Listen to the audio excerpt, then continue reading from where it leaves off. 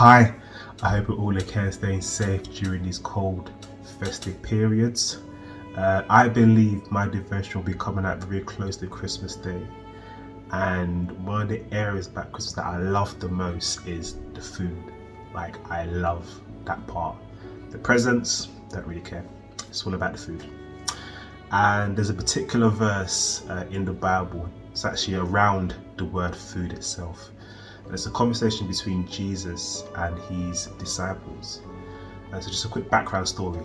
So Christ was talking to the Samaritan woman in John 4, and he was by himself. And the disciples came to meet him where he was after he finished talking to the Samaritan woman. And so they knew that he was away from them for a while, and so they offered him food. But Christ says this, he says in John 4 verse 34, he says, "My food," said Jesus, "is to do the will of him who sent me and to finish his work." He says, "My food," said Jesus, "is to do the will of him who sent me and to finish his work."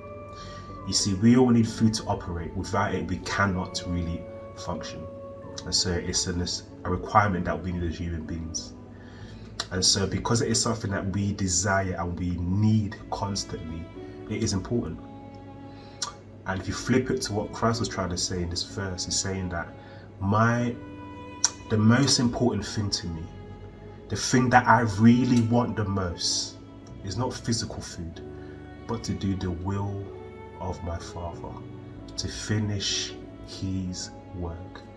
That was his deepest desire. Something that he really wanted the most was to do the will of his Father. So there's two parts here: to do the will, but most importantly to also finish the work. And so as we're coming to the end of this year, I want to challenge you again.